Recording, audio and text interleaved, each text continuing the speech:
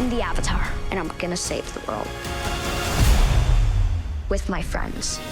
Hi, my name is Albert Kim. I'm the executive producer and showrunner of Avatar: The Last Airbender. My name is Jabbar Raisani. I am an executive producer, one of the directors, and one of the VFX supervisors on the show. And we are going to break down the new trailer for Avatar: The Last Airbender. So you're going to see a lot of images in this trailer, and for fans, there'll be very familiar images, which will be super exciting. But hopefully for people who haven't seen Avatar before, it should be epic and exciting on its own. And that really speaks to the challenge of adapting a story like Avatar. You've got to appeal to this base of diehard fans that are already out there, but also appeal to a generation of viewers who've never seen the show before. All right, let's dive into the trailer.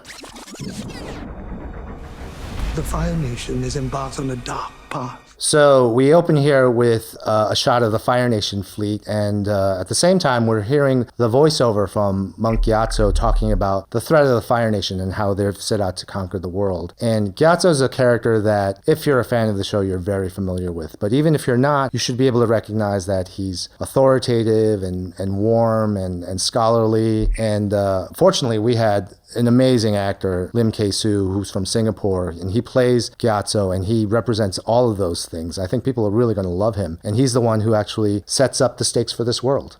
Yeah, so when we come to a setting like this burnt forest, it really shows the scope and scale of this show. And it really is a road show, and we try to go to lots of different locations, whether they be digital or practical places, to show the expanse of this world. Yeah, one of the things I always loved about the original series was it had a very strong eco message. And you see that, and fans will recognize what episode this comes from. But as you're flying over this burned forest, that's one of the messages that we wanted to convey as well. And in a sequence like this, we're really trying to bring all of the characters to life, including, you'll see a little glimpse of Appa here, but Appa's a real core character and part of this team as well. And you'll see through the sounds that Appa makes, through the movements that Appa makes, we really try to bring this digital character to life as much as any of the live action characters.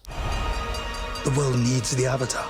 So this is the attack on the Southern Air Temple by the Firebenders, and it's really the event that kicks off this whole epic journey. This is a scene that was never seen in the original series. In other interviews, I've talked a lot about how one of the reasons for doing this adaptation is to fill in the gaps. And this, to me, was one of the big gaps in the original series. And there's a good reason why they didn't do it. But for us, I felt it was very important that we needed to see the event, the genocide of the air nomads. And this is the event that the Fire Nation attacked and everything changed.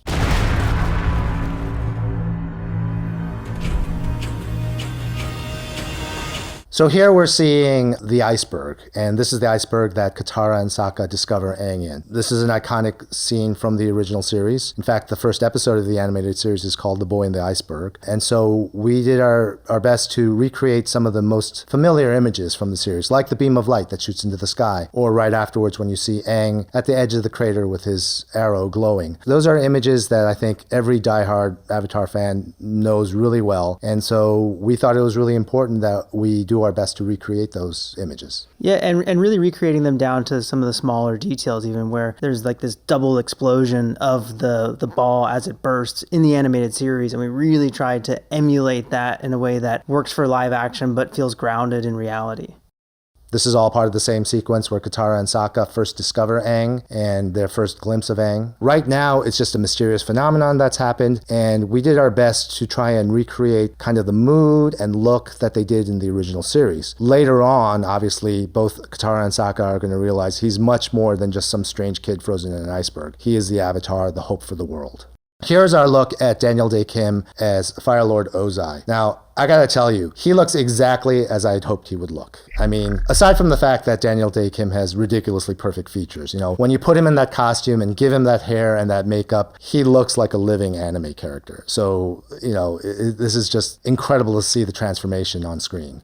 So here we have our ostrich horses, one of many creatures in our universe, a hybrid creature, which for those of you who are not fans of the original series, almost all of the creatures in the series are hybrid creatures, and this is our hybrid between an ostrich and a horse.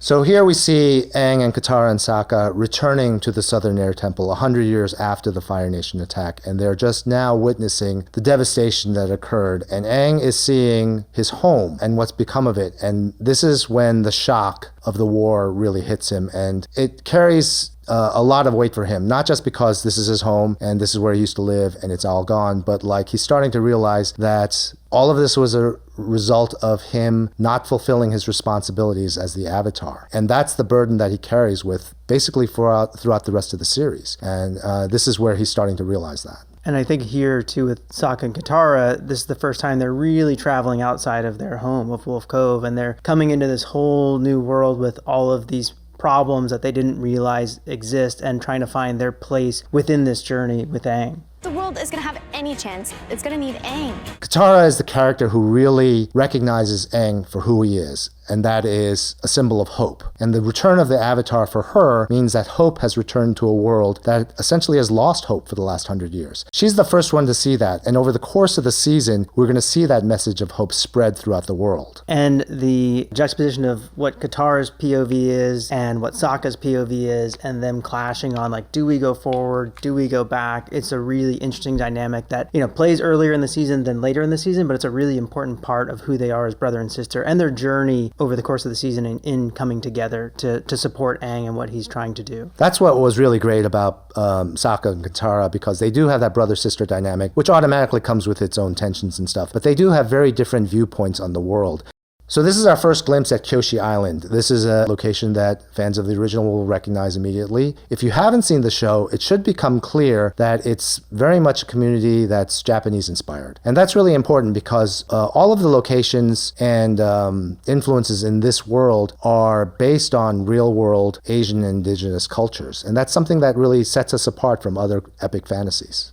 So Aang's crashing into the statue here, and this is a direct echo to a famous gag that plays during the title sequence of the animated series. And it's important for us to do this because despite everything, Aang is just a goofy kid. And even after the sequence, you hear a funny joke from Sokka. That's part of his character, his sarcasm, his humor. And it was really important to us that we landed all the humor moments as well as the big epic action beats.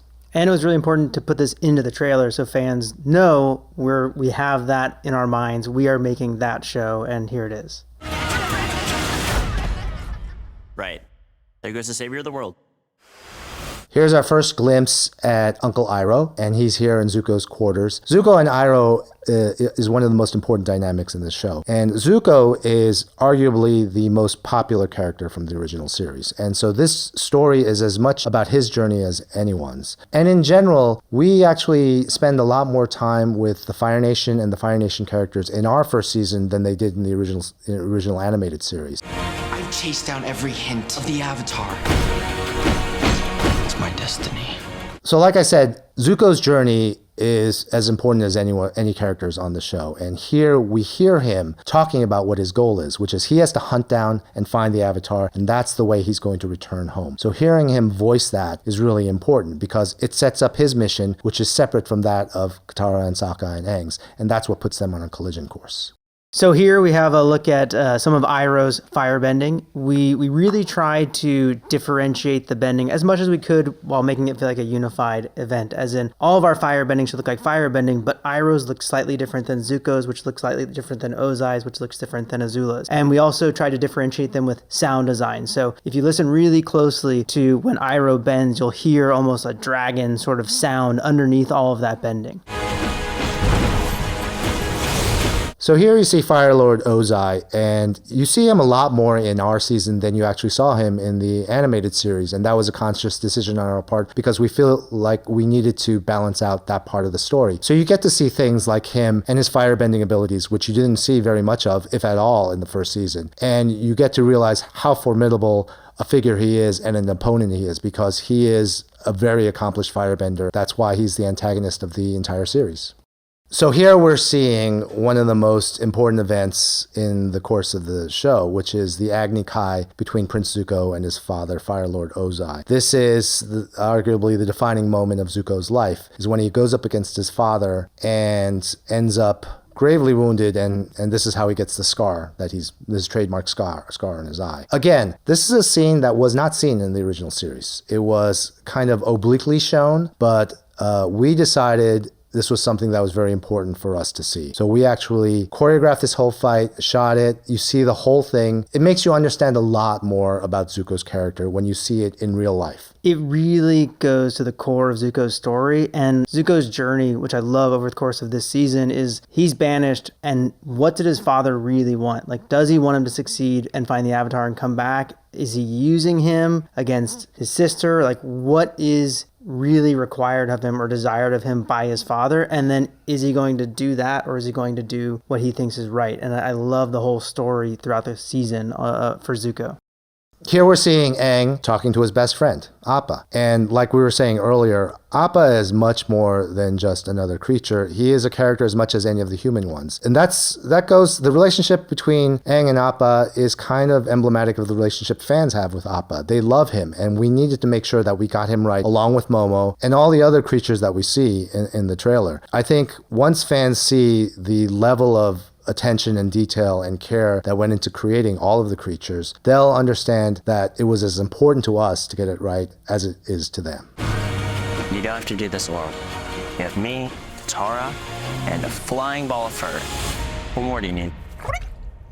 So here's Momo, one of our many creatures in the show. He is a digital creature. We have a little live action puppet that we put on set so everybody knows what we're doing. But, again, Ian as Sokka here just did a really good job of connecting with this creature that didn't exist and really bringing the humor to the show. And that's one of the things we didn't want to lose was Sokka not just being the butt of every joke, but having a lot of humor associated with Sokka. And Ian really did a great job of bringing that performance to the show. Despite the burden that all of these characters are facing and the fact that the fate of the world rests in their hands, they are just kids. Aang is a goofy 12-year-old, and Katara and Sokka aren't much older. And we wanted to make sure that we conveyed that, because that's really important part of not just their characters, but of the story. And if they are going to be these harbingers of hope, as we said, they needed to express that through their kind of childlike sense of optimism. And so that's what we end up seeing in scenes and sequences like this.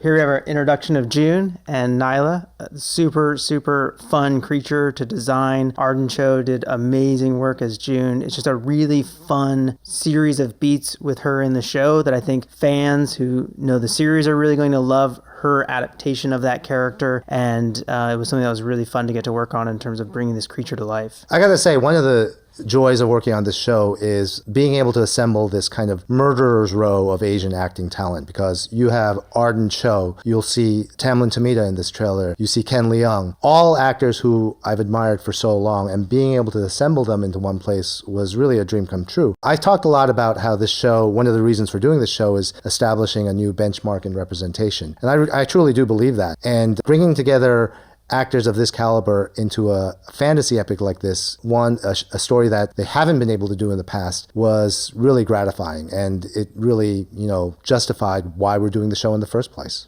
Again, we're talking about the importance of creatures in this world, so here is a glimpse of the Heibai, one of the most iconic creatures from the original series. And along with Nyla the Shirshu and Appa and Momo, all of these are ones that required a level of attention to detail that was above and beyond. But at the same time, we had to translate it from basically 2D to 3D. That's literally what we had to do. And so there's a lot of things that we had to consider: the texture of the Heibai's skin, the colors involved, what his teeth were like, the musculature, the skeleton, all of that kind of stuff that went into creating a three-dimensional character out of something that had only been two-dimensional before.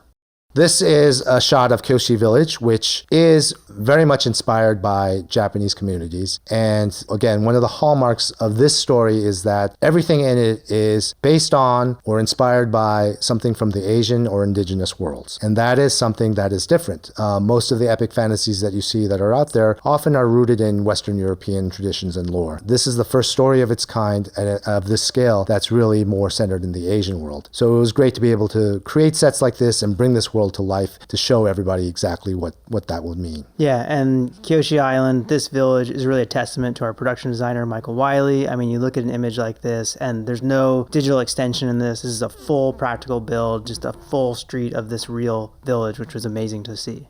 So here we see Ken Leung as Commander Zhao. He is one of the main villains of the first season, and he is the primary antagonist for our heroes. This is him in Kyoshi Village, attacking Kyoshi Village. This is also based on a very famous episode from the animated series. And Ken had a way of bringing Zhao to life that was incredible to see, because he brought not only the humanity of the character, which sometimes I gotta say might have been a little lacking in the animated show, but he also, you could see his ambition throughout the whole thing. And you could see throughout the course of the season how his ego starts to swell as he gets more and more power and he gets closer and closer to his goal of capturing the Avatar. And it was incredible to see him go through that transformation over the course of the season. This sequence is part of a broader sequence where he and his men attack Kyoshi Village. And it's the first time that we get to see benders fighting against non-benders. And one of the questions people tend to ask is, in a world full of people who can bend the elements, which seems like an incredible power, what role is there for non-benders in that world? And one of the things that we are able to see in this sequence is that the Kyoshi warriors, who are not benders, can do much more than just hold their own against the firebenders. They're so skilled at combat and know exactly what to do, and you realize they've developed a system of combat against benders that puts them on an even playing field. And Suki is the character who voices a lot of this in the episode. She'll talk a lot about like how when you're not a bender, you have to be better than the benders. And so that's what we see in this fight sequence. And this episode has a really beautiful journey between Sokka and Suki, and they're finding commonality in not being benders and what it means within this world, as Albert was saying.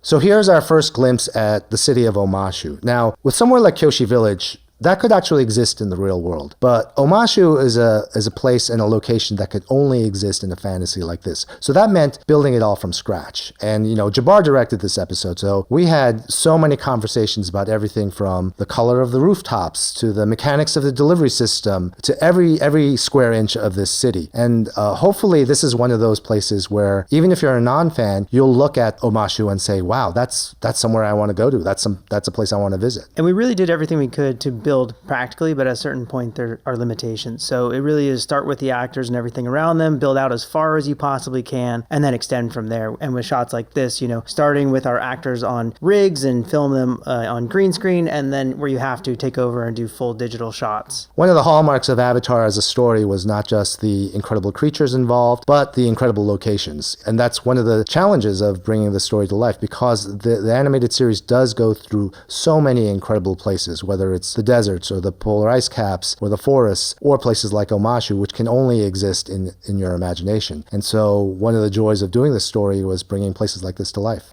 And with this sequence in particular, I think we called it the joy of flight. Right. And one of the things we talked about was in the animated series, there are parts that are just fun and they don't have to be in the show, but if they're not in the show isn't as fun. And here, Aang and Teo are going from point A to point B, which they could have done by flying straight up, but we made this sequence that was fun and engaging and really exciting to watch. So here we're seeing the Blue Spirit, another very iconic character from the original series. And one of the challenges of adapting an animated series that's done as well as Avatar: The Last Airbender is they do some things that are so incredibly epic that translating to live action poses a mountain of challenges, both logistical and financial. And so in their Blue Spirit episode, it's incredible, as any fan will tell you. So we had to figure out how to translate that to live action without going beat for beat exactly what they did, but conveying the important points. And Roseanne, who directed this sequence along with our stunt team, just came up with a brilliant series of events that really keep you on the edge of your seat. It's one of my favorite fight sequences in the entire series. So here we start a sequence where we see short clips of various fight scenes and examples of different kinds of bending. Now, bending was something we thought about long and hard about how we were going to show it. And each of the bending disciplines is different from the other. First off, they're based on different martial arts styles. Secondly, they obviously involve different kinds of elements. And so being able to show that effectively meant different forms of VFX and different forms of stunt work. So earthbending is going to move and feel differently than airbending or firebending or waterbending. For someone who is not so attuned to these differences, it may just look like some great action sequences, which is fine. But for the fans and the scholars of Avatar out there, if you pay attention, you'll notice the different martial arts styles that are involved. You'll notice the different kind of VFX that's involved. You'll see that the way an earthbender moves is different from the way an airbender moves. And all of that is something we discussed very carefully and coordinated between our different stunt teams and our VFX teams and our actors and performers before filming any of this. And it was really complicated in a way that, I think maybe I even underestimated the first time we got into it. You really have to have your performers, whether they be an actor or a stunt performer, learning these like a dance. And even if it's one simple move, the way that move is done is really important, and it helps to differentiate it between earthbending and waterbending. They're not subtle differences, and they're really specific in how they need to be performed. One of the things all the actors who had to perform bending went through was very extensive training before they shot their scenes. Our core cast went through about a 6-week boot camp where they learned martial arts and learned the different bending techniques. Even if it wasn't their own technique, they had to learn all 4. And so guest stars who came in, like Utkar Shambutkar here, who's playing King Boomy, he went through some very intensive training, which he will tell you left him sore for days. He was in a lot of ice baths, but it paid off in the end because he became, a skilled earthbender, and you'll see that in the performance here. In this sequence, he was really gung-ho to do everything himself. Yes, there were times where he used stunt performers, but he would be exhausted, and I'd be like, hey, can we just do one more take where we do this? And he's like, one more take? One more take. All right, let's do it. And he's hilarious. He was great to work with.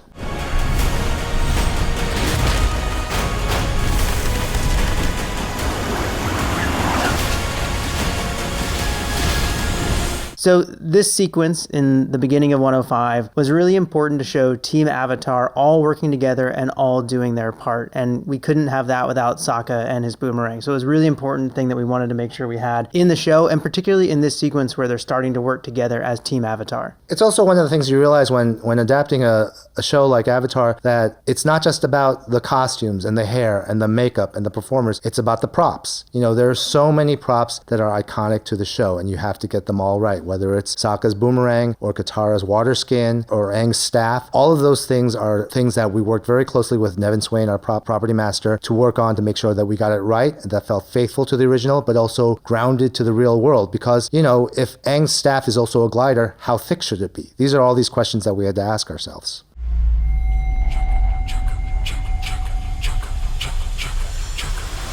So here we see Aang going into the Avatar state, which in the world of Avatar is the ultimate power. And so we treated it very seriously. In fact, we actually don't see Aang going into the Avatar state as much in our first season as they did in the animated series, because we wanted to make sure that it felt very special. And we wanted to make it very clear that Aang could only access that state in specific set of circumstances. We actually tweaked the rules a little bit from the original series as to when and how he can access that state. But that's part of doing an adaptation like this. Like, there are certain things that we are going to modify, we're going to change, and hopefully fans will see that it's all for the good of the story as a whole, and in dimensionalizing the story and bringing it from one medium to the other. And that's our breakdown of the trailer for Avatar: The Last Airbender. We hope you enjoyed seeing it, and we're looking forward to hearing all of your reactions. We got a little left to do before it comes out on February 22nd, but we'll be done by the time you see it. Thanks. The world needs you. Remember what it is we're really fighting for.